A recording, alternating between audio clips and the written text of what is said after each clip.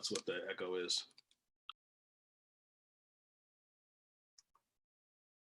Okay, why don't we go ahead and get started back into the public session of the board meeting for March 19th. I think the first order of business is my comments. So listen, guys, we're a week into, almost a week into our remote learning program. And by all accounts that I've heard, it's been going really well. So that's kudos to the administration and all the teachers who've been part of that exercise, and certainly the students at home dialing in. So thanks to everybody for that effort. It's been improving every day, I think, and tomorrow I think you have a big day to compare notes and think about best practices. So thanks for doing that, and we really all appreciate the extra efforts that are being made in this very uncertain and unpredictable time. With that, I will move into the first agenda item, which is the approval of the draft minutes from our prior meeting of February 10th, as well as the special meeting we had on March 13th. So does anybody have any questions or comments regarding those minutes? Hearing none, I'll take a motion to approve both sets of minutes. We need to unmute, right? Yeah, I think so. Yeah. Move. Second. Thank you. Karen and Jen Russo. Correct. Okay. Any comments or questions about the minutes before we vote for approval? Okay, Connie, can I just do a group vote, or does it have to be roll call? For the minutes, group vote is fine. Okay, all in favor? Aye. Aye. Any nays? Any abstentions? Thank you. Is Tom Evans there?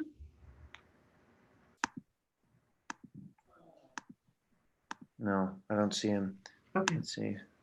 I don't see him. I can see if he's around. okay. Maybe just re-forward him the invite, the Zoom link. I think the next topic is the proposed budget, right? So Dan, that's you? That would be me. Okay. The proposed budget as it sits now was the same as as it was at the February meeting overall. A slight change that did not result in changing the overall budget. Let me see if I can share.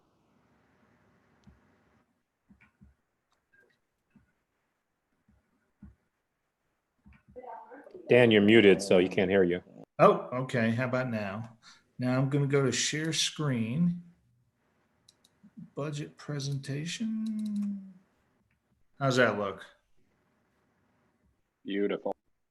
And slideshow. In the beginning. Wow.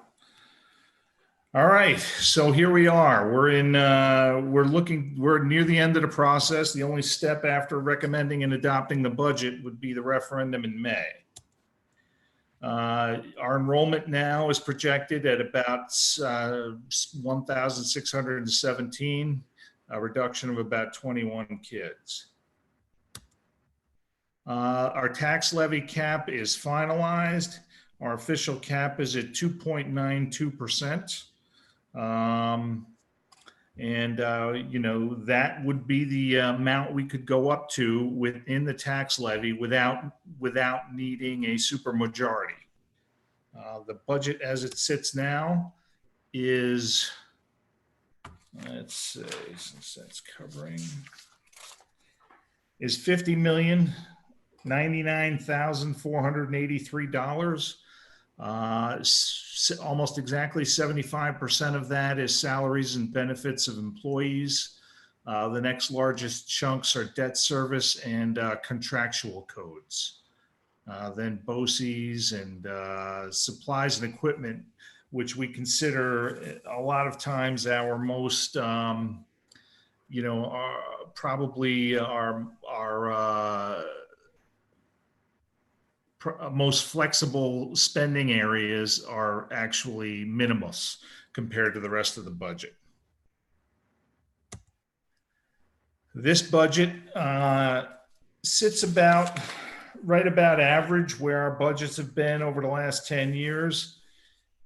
Both the budget increase and the tax levy change are less than the prior 2 years. And again, sit significantly below where our cap would be. You know, we tend to ask the public for what we think we need and not budget up to the cap.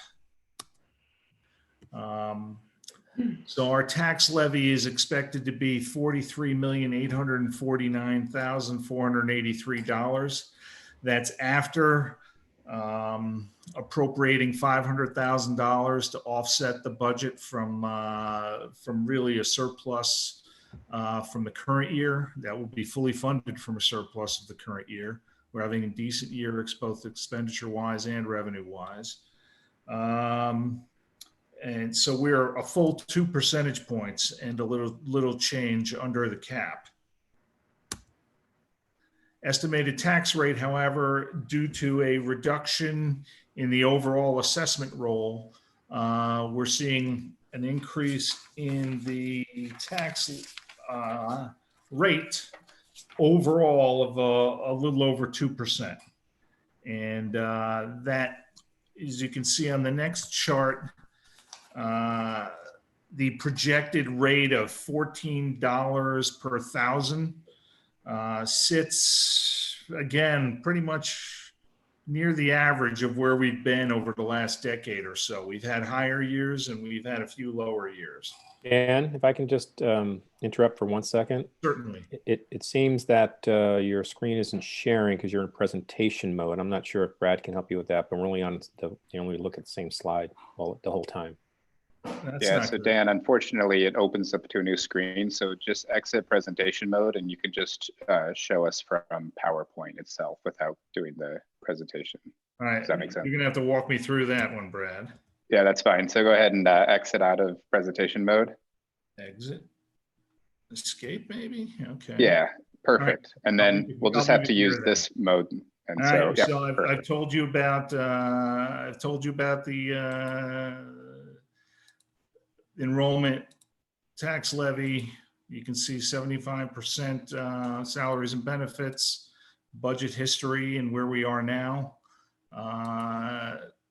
Tax levy is at 0.88% of an increase over the prior year, which is less, over 2% less than our cap. Let's see, according to our calculations for the tax rate, however, we're at about $14.03 per thousand, which is an increase of over 2% due primarily to, or due wholly to, a reduction in the assessment rolls. That's the preliminary roll. We'll see where the final roll comes in. And those rates have, we've had higher tax rates in the last 10 years. And we've had lower rates, mostly lower. So we're, there's nothing drastic with this budget. The Finance Committee met a week or two ago. We explored line items in depth, as well as debt service rolling forward with our new bond issue. I think the administration and I feel comfortable about recommending this budget for the board to adopt.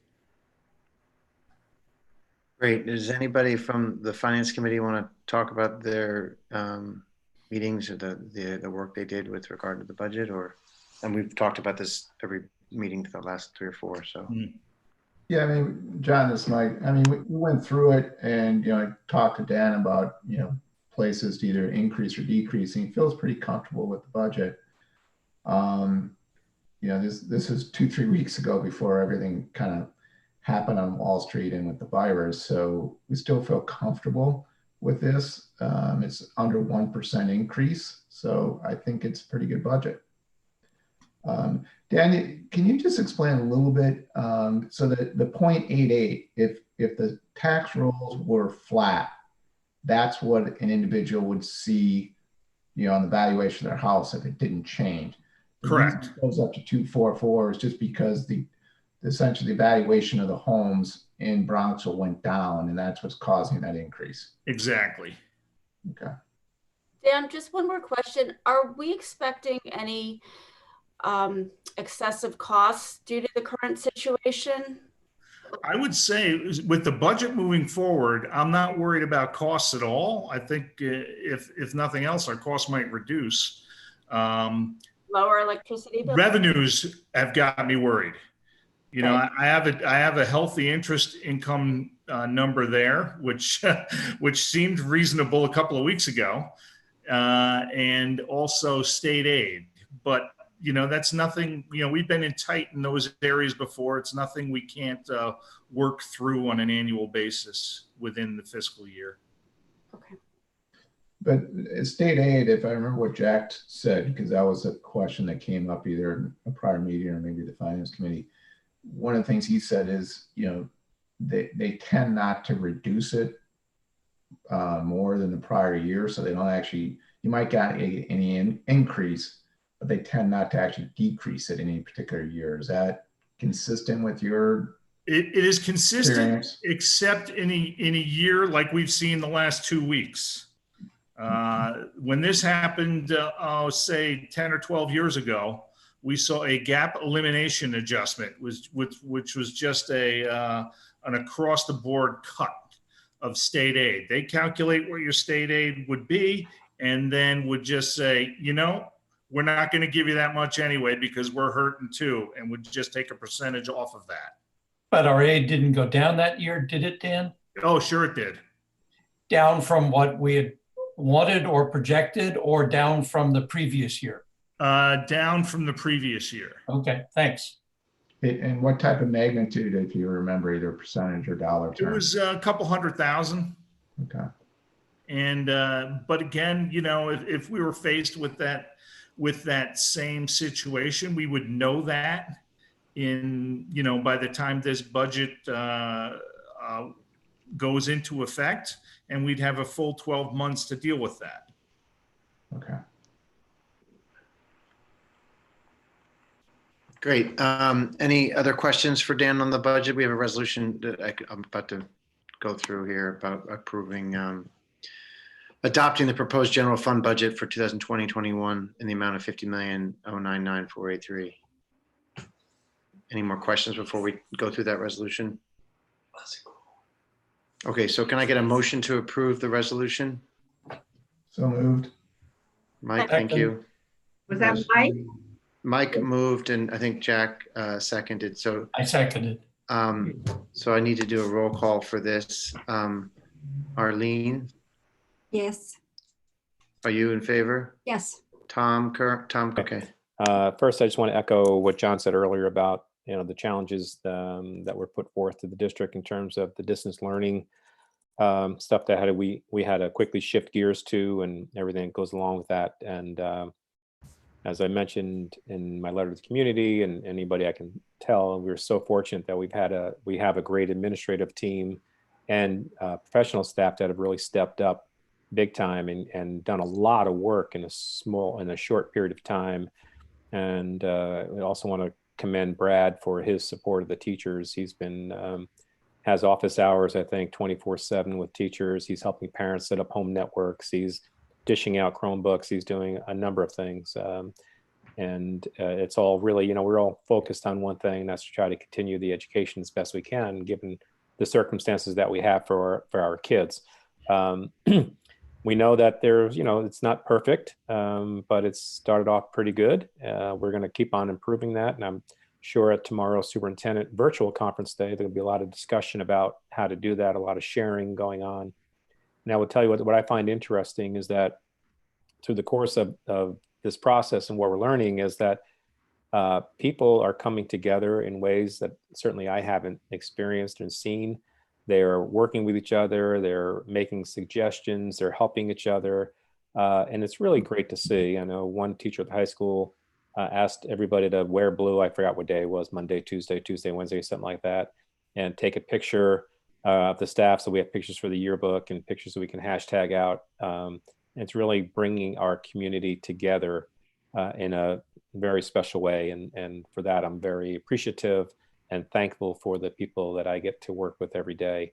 But it is a lot more work teaching from home and working from home than it is in the school. You know, it's a lot more challenging. So we're all experiencing that as well. So again, we know that things aren't exactly perfect, and we know it can't replace the in-person education that kids receive, but we do think we're also doing a pretty good job given the circumstances that we have. Connected with that, we have issues from the state asking us to set up childcare centers and food procurement centers in the event that that's necessary as well. So we've been trying to work on that behind the scenes also. So just a lot of things going on, but we appreciate the work that everybody's kind of dug in on and doing right now for us. So other than that, the one item on my report for action, and we're going to hear from the principal shortly, but I would like you to consider adopting the draft calendar for the next school year, not this one, because we're certainly nowhere near figuring out what we're going to do with this one yet. But for next year, we do have a draft calendar that you've seen. This is for a second review. So John, if you can ask the board to adopt that calendar first, then we'll hear from the principals. Terrific. Thank you. Can I get a motion to approve next year's calendar? Move. So we got, was it Jen? Arlene and Jen? Okay. Any questions or comments about the calendar? Great. I looked at it quickly. There wasn't any changes, Roy, was there? No, there were no changes, Mike. Nice. I think it was on the draft calendar as well. There's just on election day. I think it's election day. There's no school for kids. No, I'm sorry. This Veterans is Day. Veterans Day. Thank you. Sorry. Thank you, Connie. Veterans Day. There's no school for kids, but teachers will be in for a half AM session for PD, and then in March there's we're in. I think it's March 10th, if I'm not mistaken. But Yeah. in March there's a half day for students in the morning, and then we're going to have a half day PD that afternoon. So I just want to point that out. Other than that, no changes. Good. Okay. Any more questions? Terrific. All in favor of adopting next year's calendar as presented? Aye. Aye. Aye. Any nays? Any abstentions? Okay, Connie, thank you. Okay, thank you. And then John, if I could, I'd like the three principals to just kind of brief the board on their experiences so far. They're working with the teachers and what they're hearing, and basically, kind of give an update of how things are going on the distance learning side. So Trish, you want to start off for us, if you don't mind? Thanks.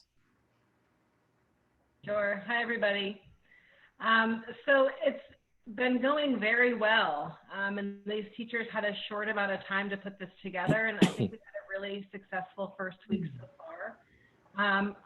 Some of the content was review, and then kind of as teachers kind of got the hang of it, they started adding more new instruction.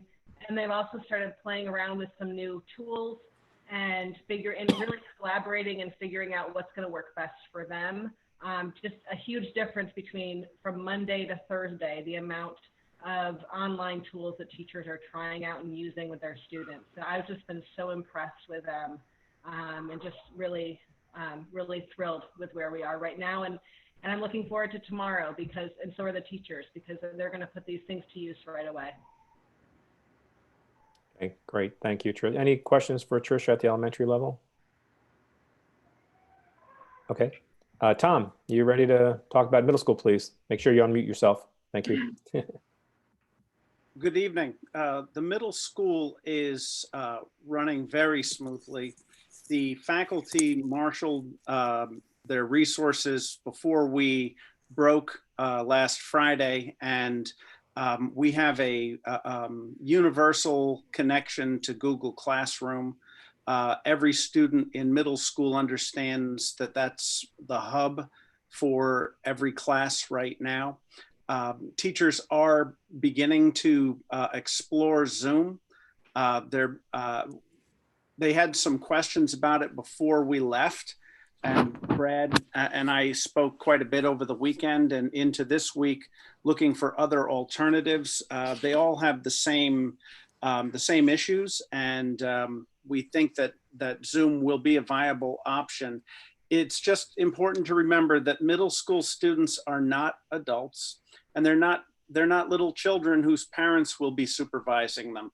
So some of the lack of control that a meeting author has is fraught with some issue.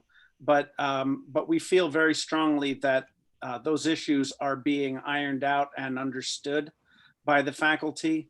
The faculty has been outstanding in supporting each other, in working together to plan.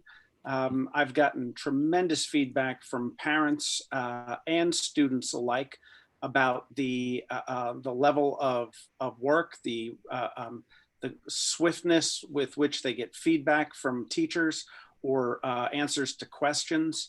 The parents have been really lovely, and the students, I saw over 80 students the other day to come and get their books, and I asked every single one of them how their experience had been, and that was on Tuesday, and they said it was really good. And we hope that as we add value with more programs and more video conferencing, it will be improved even more. Add value with more programs and more video conferencing, it will be improved even more. Add value with more programs and more video conferencing. I guess we're hearing echo. Okay. Sorry about that. No, that's okay. I think, yeah, we go. I think we're good now. It's the voice. It's the voice of Elvis Presley coming right from behind you there, Tom. Usually is. Okay, and next we'll hear from Anne at the high school, because a lot of things are going on there as well. So Anne, could you give a briefing, please? Sure. So I'm going to echo what Roy, Trish, and Tom said, which is just that the faculty have been phenomenal in adjusting to a completely new situation, and the students as well. I think at the high school level, there's a lot of uncertainty right now that can be disconcerting. I think in particular, our seniors are worried about what events are actually going to take place for their senior year as they look at the colleges and see what's been happening with commencements being canceled. They're less worried about AP exams and when they're scheduled, but our juniors and those sophomores that are enrolled in advanced placement courses are concerned, not only about APs, but also SATs, which at this point, SAT has canceled both, has canceled the May SATs and the March SATs, and ACT canceled April. So, you know, we're working in a lot of uncertainty, but I think in that environment, people are doing relatively well. I'm trying to remind people to be flexible. My AP teachers would like to know when the exams are going to be administered because they want to adjust their curriculum, and we don't have answers for that yet. College Board is supposed to make an announcement tomorrow about AP exams. You may have heard that they are even thinking about administering them at home. Not exactly sure how that's going to work, but we will learn more soon. Our schedule, I think, that we've put in place is working well. I did receive feedback today. We had an SFL meeting, so a good number of students provided feedback. Yesterday at the faculty meeting, faculty provided feedback. I think we are noticing that students probably need some support around time management when they have so much free time and school is condensed. And the way we're looking at that is really, this is kind of what they're going to experience in college. So how are we going to help them build the skills to manage that quote unquote free time? The counselors are planning to run a session either late next week or early the following week for students to help them think about how to manage their time effectively. And I think they will also include parents in that, how parents might be able to support their children in time management. We're trying to encourage clubs to meet. So like I said, SFL met today. The film club is meeting next week to, I don't know how this works, but view a Netflix film together. We had the meditation club meet Monday night at 8 p.m. That's going to be posted on the website. I think they're going to meet every Monday night. Bronco TV is planning some episodes, and the Echo is continuing to report. So we've got a variety. We're really trying to encourage club advisors to get their clubs together, because kids really at this time need connection. Even late this afternoon, the Athletic Council, Anthony Vaglico was in touch with Trish and I. to talk about how normally during Spring Spirit Week, the athletes in the high school go into the elementary classrooms, you may recall, to talk about sportsmanship, etc. We're trying to do that virtually so that we can continue that tradition and again, connect those high school students with the elementary students.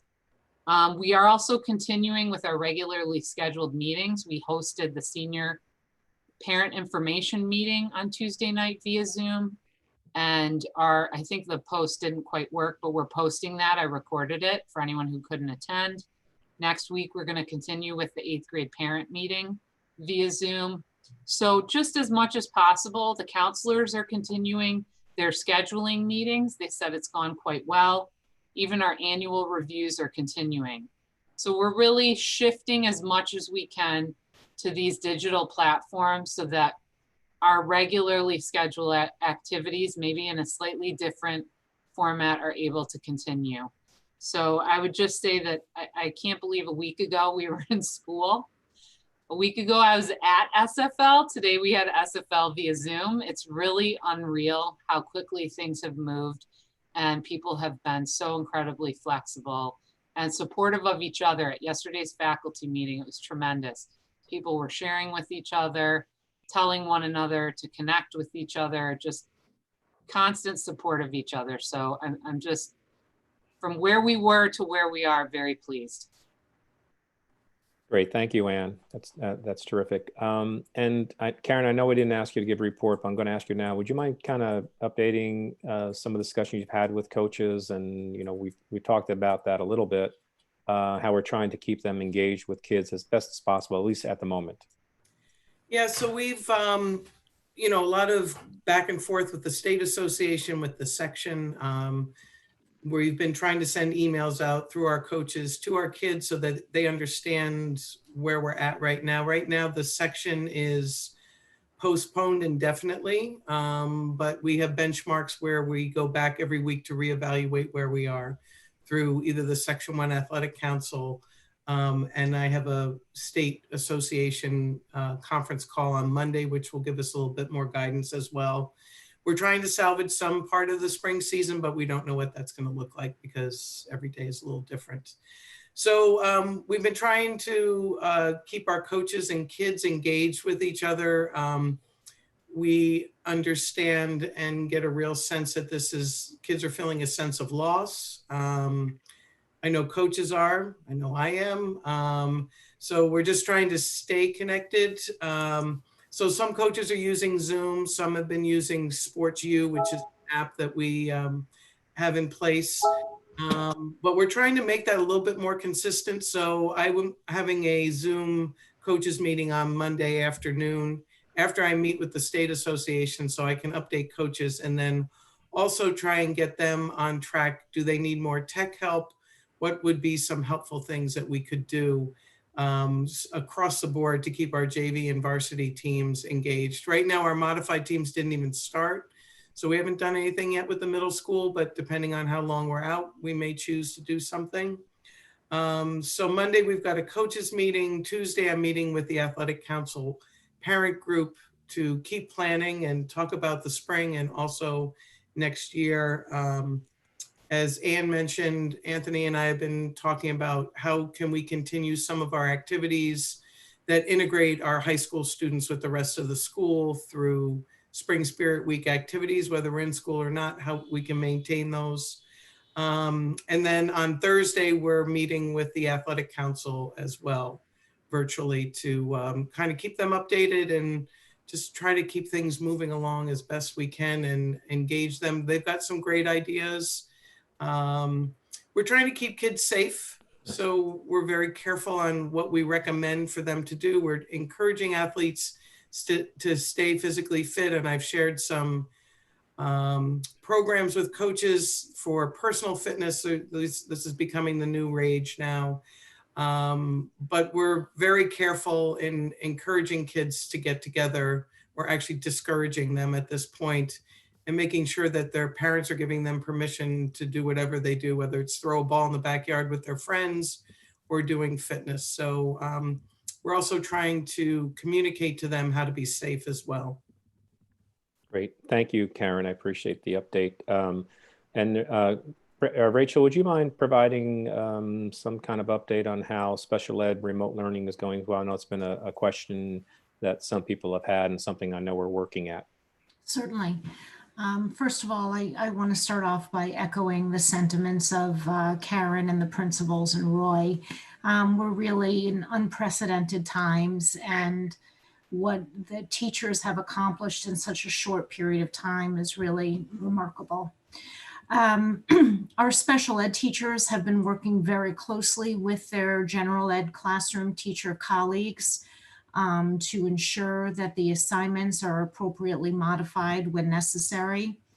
Our related service personnel have created a website that is on our Bronxville district website, and we're also going to have a link for each of the classrooms so that parents and students can have resources and suggestions for speech language, occupational therapy, and physical therapy. In addition, our psychologists are working on a webpage of resources for parents and children to address any concerns that they might have. And all of the faculty are available during school hours.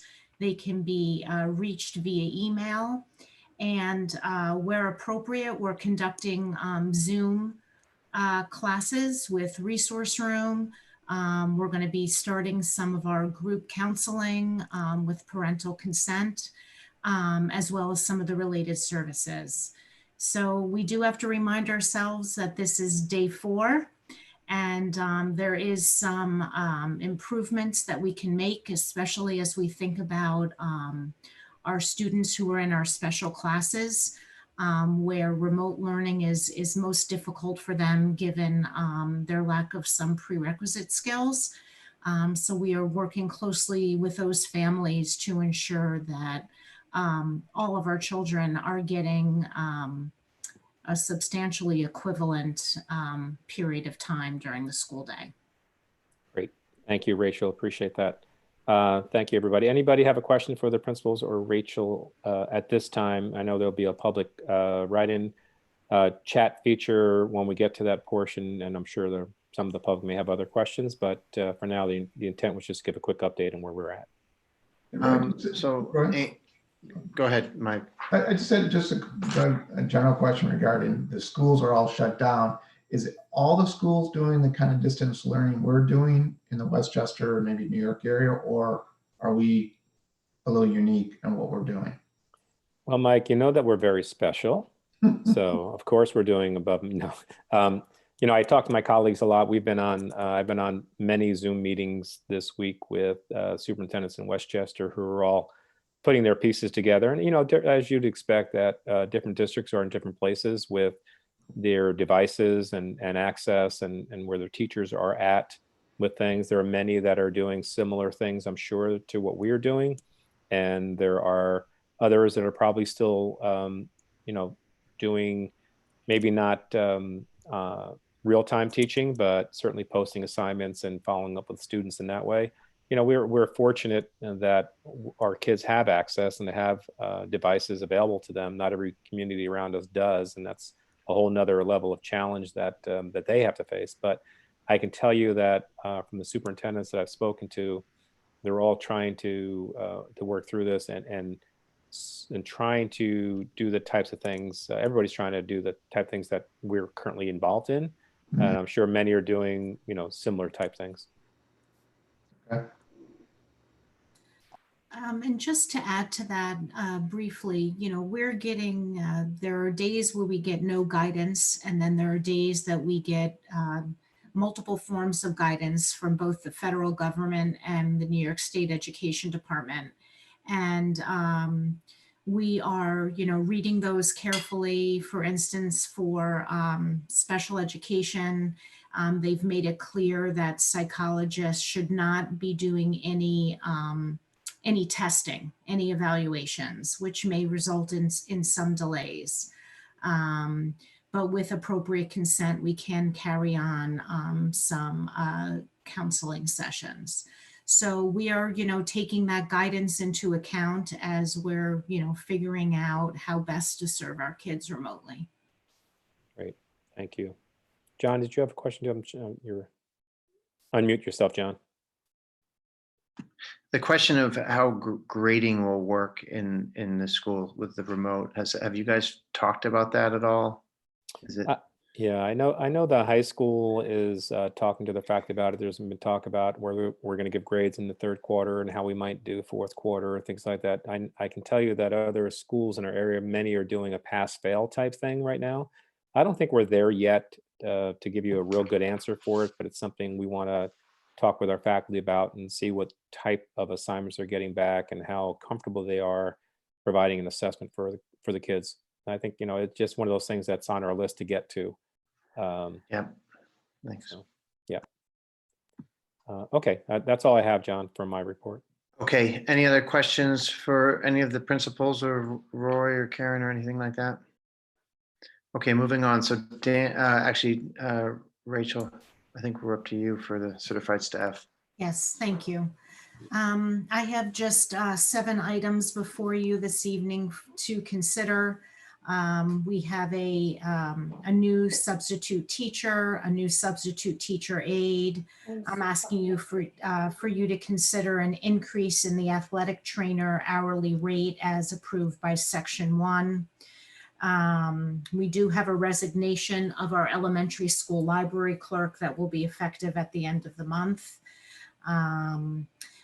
We have been able to secure a school nurse for St. Joseph's School, as well as a few changes to the co-curricular stipends and spring coaches roster. Any Great. questions? Yeah, any questions? Can I get a motion? Is it A through what? A through G. H? G. Can I get a motion to approve items A through G on the personnel report? Move. Thanks, Jen. Second. Second. So Jen and Michael, I think it was Connie. Right. All in favor? Aye. Aye. Aye. Any nays or abstentions? Terrific. The motion passes. Thank you. Dan, back to you. I believe I'm unmuted. The board has in its hands a financial report summary for the end of January. We're well above, as I mentioned before, our initial allocation towards next year's fund balance of $500,000. So we're in good shape. We can the finance committee can look to recommend anything above that 500,000 for either funding teachers retirement system reserve or a construction reserve. So I think we're in good shape financially.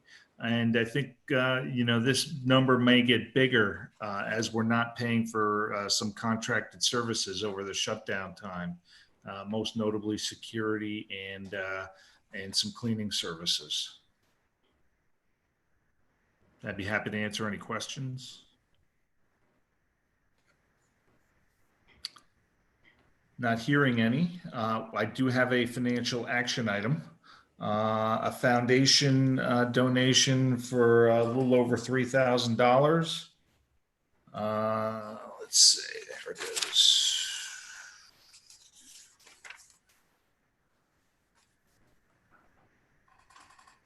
It's for a sensory path hallway from I believe it's the Special Education Designated Fund.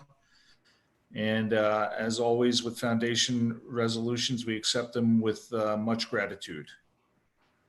Thank you, Dan. Can I get a motion to approve the resolution regarding the acceptance of the foundation grant? So moved. Second. Thank you. All in favor? Aye. Was that Tom, Evans, and Jack? Yes. Thank you. Yes. Thank you. Facilities, Dan? Yeah. If there's any silver lining to what we're all going through right now is that the construction project has the run of the building and they've been using it. They've been doing a lot of backfilling on Meadow Avenue for the atrium addition. They have been in the courtyard. They put up a CMU wall between the new cafeteria and where the new health center is going to be. In fact, we may get even started on doing the new health center since we've lost natural light in those buildings anyway, or in those rooms anyway. We're getting ahead in the cafeteria also with the area that's going to be the new teacher lounge. They're continue to work up top on the parapet, restoring that above Gwynn Hall. And the roof over the elementary area, the D wing, and then they are also the classroom addition, the third floor classroom addition. They've been pushing forward with that as well. So I'm very happy with the way NYREM has attacked this situation we're in as far as staffing the job. And I'll keep you updated on the progress they're making. Be happy to answer any questions. Hearing none, I think I like this mute feature for everybody. We do have facilities action items. Let's see, we'll start with awarding bids for the various projects, which is primarily the curtain wall and a few other assorted small ones to make whole the original construction plan. We only had 2 bids on that. The low bidder withdrew, citing a tabulation error, which they are allowed to by law. So both this bid from NYREM has been vetted by both Lan and Savin, our construction manager and our architect, for $2,787,000. And that's Resolution A. Resolution B is awarding the Innovation Center to Preferred Construction Group. This one had about 9 or so bids. Low bid of $435,000 is what we're going to award. We're only awarding the contract and the allowance. We are not awarding the furniture. We're going to pick up the furniture, order it ourselves. The advice of the architect and the construction managers that we can save a lot of money doing it that way. So we'll be doing that. And then the third resolution is just a revision of a change order that was approved at the last meeting. This change order does not change the amount of the contract. It just cuts into the allowance a little bit. So I think the original change order that went through had the contract increasing. The contract will not increase. So with that, I would like the board to approve these 3 resolutions, and we can keep going construction-wise to try and be ready for September 1st, which is where we're planned right now. Great. Anybody from the Facilities Committee want to comment on any of these proposed resolutions? No, was it last week that we met? It seems like forever ago, but it was Like probably a long time ago, and reviewed everything in depth with the construction manager and Dan, and feel comfortable. Was Jack or Tom, you want to add anything? You said it. Okay. Oh. Okay, Connie, can we do all 3 together? Yes, that's fine. Okay, so can I get a motion to approve items A, B, and C as described regarding the award of the curtain wall contract, the Innovation Center contract, and the change order, please? Ooh. Second. Curran. Second. Who was the second? Evans. That's Tom Evans. Okay, great. So Tom and Tom, all in Okay. all in favor? Aye. Aye. Any nays or abstentions? Thank you. Thank you. Hey, John, can I ask a few questions on it though? Yeah, sorry. All right. So when I looked over the bid for the Innovation Center, the comment from Lan, I think it was their original kind of thoughts on this a year ago was 300,000. And the low bid came in 385. This is about the contingency. So kind of almost a 30% increase. Is any explanation? Just market circumstances in construction for bidding public projects. We saw, I think, something similar with the curtain wall project. You know, where this bid came in compared to where the original budget was is probably even a bigger increase than that. So, okay, well, I mean, I find it hard to believe that things can go up 30% in 1 year, but you know, I'm not in this market, but it seems quite high. And then the second question is why do you think, I mean, maybe we don't know, is we get multiple bids for this small project and then the curtain wall, we essentially get one. Is that technically a lot more difficult, the curtain wall? I think the time frame scared a lot of people. You know, having to get in and out of there in about 8 weeks, which is why NIRM, who's already there, we got a bid from them, and then we had another bid, which I think the bidder realized they totally miscalculated what it would take and backed out. You know, frankly, we're happy to get NIRM at this point. And it gives us a degree of control over prioritizing their effort over the summer. But I think, you know, tearing down that wall and building up a new wall and getting ready for the beginning of school, I think scared a lot of people. Okay. That's it, John. Thank you. Thanks, Mike. Okay, so any other committee reports or board reports that have come out? I don't think so. Okay, so the next section, I think, Connie, is the public comment or questions from the YouTube feed. So I think are they going to feed you questions? I just have one question from earlier, but Rachel might have answered it, from Margaret Major. She's asking specifically if there are any planning around the bottlenecks that will occur surrounding the psych evals for students. I think Rachel answered that question though. Is that correct, Rachel? Yes, I am working with a psychologist to review the dates of when reevaluations are due, as well as any initial referrals that were in progress. And together we'll figure out, depending on when we find out when we're back in session, how we prioritize those evaluations. Okay. I guess scheduling wise, our next formal meeting is Tuesday, April 21st, I believe, but there may be reason to meet prior to that. So without further ado, unless anybody has any other items, we'll go ahead and adjourn. So can I get a motion to adjourn? So moved. Second. Okay, all in favor? Aye. Thank you. Thanks, everybody. We really appreciate all the effort here. Thanks. Thanks, John. Bye-bye. Thanks.